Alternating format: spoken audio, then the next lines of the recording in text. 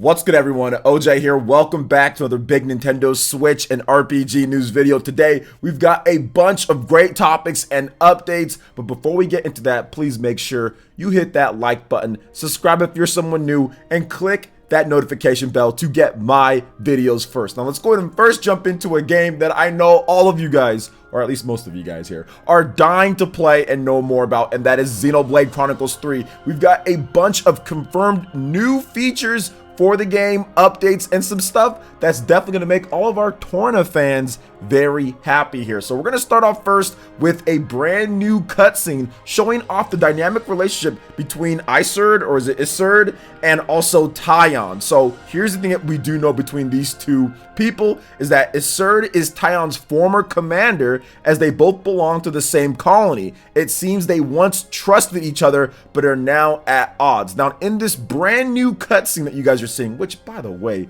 looks extremely crispy and very nice, the models look great, everything just sounds really good, and the Japanese voice acting is also on point as well. And essentially this exchange goes something like this. Taion says, "I knew it, boss Iserd." Iserd says, "Long time no see, Taion." Then Inui, who's also Taion's partner that he's with, that he can bond with the Ouroboros with, she says, "This guy, ... Then Inui sees Taion's thoughts and consciousness as they have that bond together. Then Taion goes, "I thought so. So you two are trying to destroy us of Ouroboros." So that is the kind of dynamic, and each one of these characters have their own relationships and web and triangle of different types of people that they're going to be getting involved with or who they have history with. So I think that this is going to be one of the best stories, if not the best story, kind of finishing out the Xenoblade Chronicles trilogy. And what I love about this clip and what it shows is it shows that Monolith Soft did not rest on their laurels when it comes to Xenoblade Chronicles 2, when it comes to X. They've actually improved quite a bit with this Xenoblade Chronicles 3 Switch release graphically, and I also think with the cutscenes and how they've been able to do things.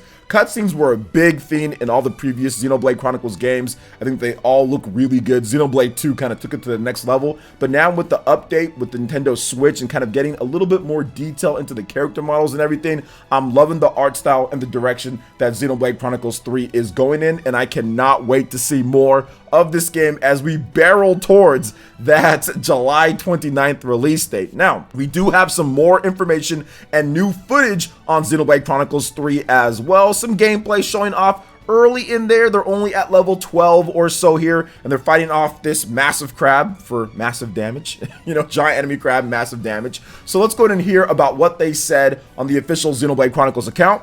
By connecting specific arts alongside your allies, you can create combos. If you break, topple, and stun an enemy, even the most powerful ones will be vulnerable to a powerful attack. So this is pretty much the bread and butter of Xenoblade. If you're somebody new and you're looking to get into what is this combat about, you see all these numbers popping up, you see all these people on screen, they're all shouting different stuff, you see all these different circles and stuff being pressed. It can be a little bit overwhelming for people that are new into it, but essentially every single battle plays out with the auto attacks, and as you're auto attacking, you're building up your meters for your arts and your specials. Then what you need to do is get into position, whether that's on the side or behind, in order to inflict a status effect on the enemy. Usually what you want to do is you want to break them first. Once you break them, you've weakened their defense. After you break them, they are susceptible to a topple. Once you do that, they're on the ground and they're like, "Oh, we can't do anything." Then from there, you can stun them for even more, bigger damage and more combos being added in, going there for a backslash while they're stunned or while they're toppled in order to get more damage done. And there's all sorts of variations of this that you can do from different arts and everything. It really becomes a really in-depth and good battle system once you truly understand it. It is, like I said, a little bit hard to get into at first, and I think that Xenoblade Chronicles 2 Torna the Golden Country did a great job of actually explaining things a lot better than what Xenoblade 1 and also Xenoblade 2 and Xenoblade X did. Xenoblade Chronicles 2 Torna the Golden Country is the game to play if you really want to learn, okay, what's the basis of everything, because they have the best tutorial when it comes down to it. Now, there is its own system there with the Vanguard and switching and the combos and stuff like that, so it is a little bit different compared to other Xenoblade games. It's more in line with Xenoblade Chronicles 2, more so than with 1 and also with X, and 3's a bit different here too. But at the end of the day, that one has such a great kind of basis or foundation for it. So I think that that's a great game to play. If you haven't played it, make sure you play that one. And also with this gameplay here, we're just seeing more of the updated build of the game and how it's running and looking. And of course it runs and looks absolutely fantastic. So I'm very excited about that. Now, we are not done when it comes to the Xenoblade Chronicles updates, because like I alluded to with Torna fans out there, stay tuned for this, because guess what's happening here with the campsites potentially with Xenoblade Chronicles 3. So the official account did say, once you discover a rest point, it will be possible to immediately go back using skip travel. It's recommended that you find a rest point before exploring the area. So you have these areas that you can go to and then you can explore. But what we're going to hone in here is we're going to look at this campsite that we have. And this is something that Torna had, where you can go and kind of sit down at a campsite and then you have various different options that you can do. And as you can see, looks like there's a little chat bubble so you can speak with your teammates. Then you also have a little weight, so it looks like you can train up or level up. You also have like a gem on here, which looks like, of course, in Xenoblade, you have gems that you can use to equip onto yourself in order to get different types of powers or stat buffs or boosts or abilities. So that's something that's a staple in the Xeno series with gems. And then there's also a pot here for cooking, so you can cook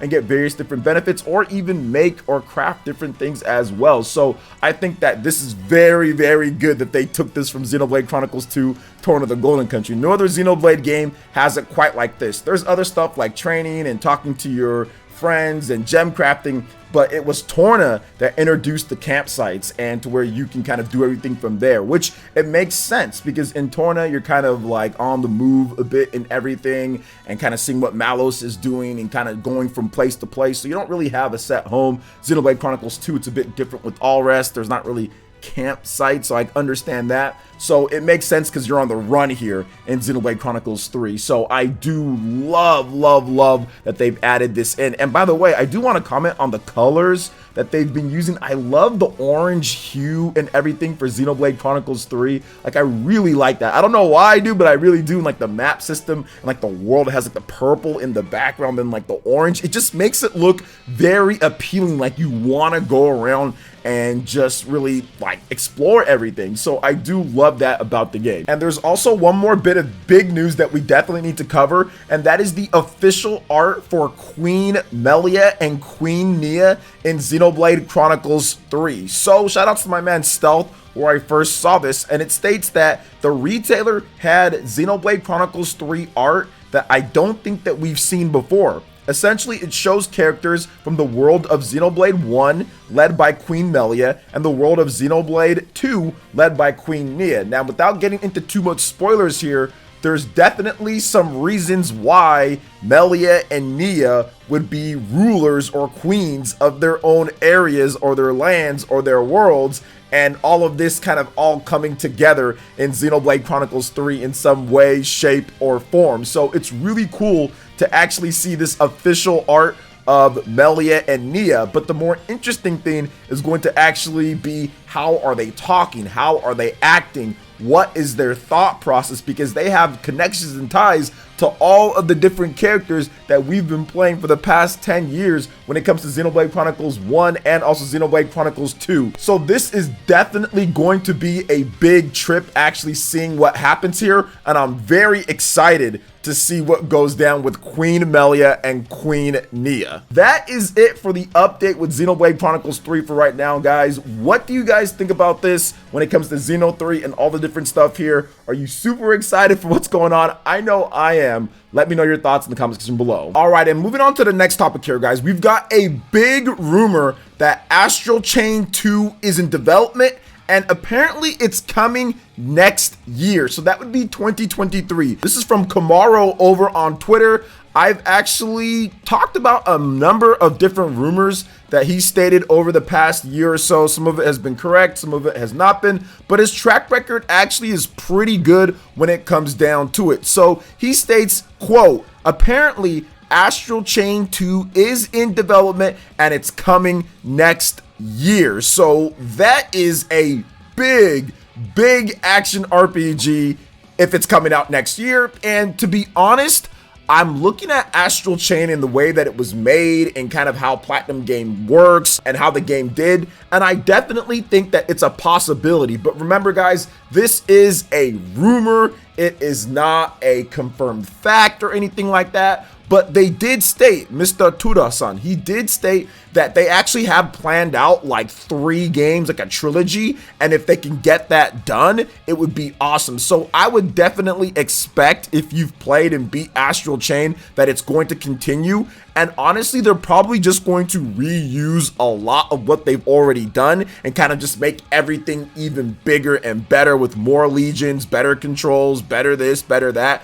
just like from Bayonetta 1 to Bayonetta 2. So I don't think that this is going to be upending the T table if this was correct or whenever the next game does come out. But I am confident that there is going to be an Astral Chain 2 just based off of various different things like I've already stated. Now, in the comment section on Twitter, somebody asked Kamaro about, well, what about Bayonetta 3? We still need to get that game. And he stated that Bayonetta 3 is going to be an October title, which is where I've put Bayonetta 3 this whole time. I think that Bayonetta 3 is going to be October. I don't think it's going to get delayed any further. I think that the game is ready. It's been in development for a very long time. So I feel that Bayonetta 3 will be ready to go this year. But if Astral Chain 2 was coming out next year, I mean, that would be huge. That is a big game because I absolutely love Astral Chain. I think that it's one of the best games ever made, in my opinion. I love it so much. It's obviously one of the best Switch games, and it's very unique and very fun to play and just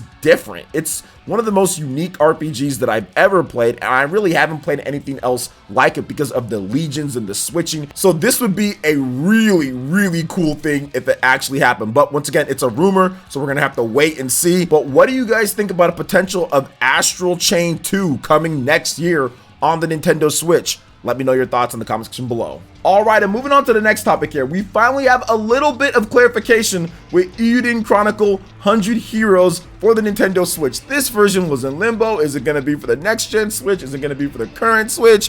What's going on here? But it looks like they have came to a conclusion in terms of what they're going to be doing. So the Switch version finally confirmed in the latest Kickstarter. So strategy RPG Eiyuden Chronicle 100 Heroes will be available for the Nintendo Switch alongside the previously announced PS5, Xbox Series, PS4, Xbox One, and PC versions when it launches in 2023, developer Rabbit and Bear Studios announced. Quote, "That's right. Given recent speculation over the Nintendo Switch and potential next generation Nintendo iterations, we wanted to play it safe and investigate what options we had before fully committing to a Nintendo Switch version," the developer said in a Kickstarter update. But now the wait is over, and we're delighted to confirm that Eiyuden Chronicle 100 Heroes will also be landing on Nintendo Switch. Now, the Natsumi Atari developed 2.5D action RPG prequel to Eiyuden Chronicle 100 Heroes Eiyuden Chronicle Rising is now available for the PlayStation 5, Xbox Series, PlayStation 4, Xbox One, Nintendo Switch, and PC via Steam, Epic Game Store, and also GOG. So there's been a lot of confusion with this game. This is the game that everyone is excited to talk about. Everyone is excited to play, as it's following that tradition of the Eiyuden Chronicles series. And you know what? This is great. It's great to hear that there is going to be a Nintendo Switch version of the game. And whenever it does come out, it seems like it's going to be 2023 at some point. We don't know if there's going to be a Switch successor or what's going on next by there. I don't think Nintendo's going to have a successor till 2024. I don't think next year is the time, just because, I mean, maybe Legend of Zelda Breath of the Wild maybe extends things, the sequel. I think they might have a few more games that they have ready for the Nintendo Switch. And then once 2024 rolls around, all that they're working on with the next cycle of games, so games that were out in 2020, 2019, will be ready to go for the next generation Switch in 2024. So that is my thought process on it, at least at this point. But what are your thoughts on Eiyuden Chronicle 100 Heroes finally getting that nice Switch version confirmed? Let me know in the comment section below. All right, and moving on to the final topic here, guys. This is something that I've discussed before, but I wanted to kind of bring it back up because it's kind of recently got back into the news, and that is Bandai Namco registering trademarks for the Baten Kaitos series in Europe, which is sparking a lot of speculation about potential remasters on the Nintendo Switch. So Bandai Namco has registered some new trademarks for Baten Kaitos series of JRPGs. Now, originally launched exclusively for the GameCube in the 2000s, Baten Kaitos Eternal Wings and the Lost Ocean and its prequel Baten Kaitos Origins were a pair of JRPGs published by Bandai Namco and developed by Monolith Soft and Tri-Crescendo. The games were notable for being among the few JRPGs in the GameCube's library and were well received by critics despite the lower sales. Now, the third game in this series was reportedly in the works for the Nintendo DS, but was ultimately cancelled. Now, Bandai Namco renewing the trademarks after all this time could hint that a potential comeback or re-release or remaster or remake or revival or something is in the way, or maybe even the canceled third installment somehow makes its way to the Nintendo Switch at this point. However, nothing has happened. We're going on 2 decades for these games here when it comes down to it, right? So it does seem like there's nothing, but with them and doing these trademarks, there could be something in the works. Now, once again, they own the IP, so it's theirs, it's not Nintendo's, so revival would have to come intrinsically from Bandai Namco working with Nintendo or working with Monolith Soft or just working by themselves in order to get it done. I'm guessing that if they were going to bring these back, they would probably just internally do it, or they would outsource it to somebody else to remaster it. A team that works on Nintendo Switch remasters, a team like Tantalus or something like that outside. I'm not saying Tantalus would do these, but that's the type of team I think that they would probably do if they went outside the company, if they weren't going to do it intrinsically with their own staff and everything. So obviously, I think this is a good idea. Baten Kaitos is one of my favorite GameCube RPG series ever. Like, there wasn't a ton of RPGs on the GameCube, but there was definitely a lot more than the Nintendo 64. So for that reason, the GameCube is better than the N64. No, but I'm joking, not really. But anyway, getting on to this here, I would love to see Bandai Namco and of course with Baten Kaitos come back. I think that this would be a great release on the Nintendo Switch in some way, shape, or form, especially if it was a really good remaster. I still have a little bit of a bad taste in my mouth after the Chrono Cross remaster, so if this came out and kind of fixed everything for me, it would be really cool. But what are your thoughts? All right, guys, that wraps it up for this video here. Thank you so much for watching. I do appreciate it. Please make sure you hit that like button, subscribe if you're someone new, click that notification bell, and we will see you for the next video. Peace.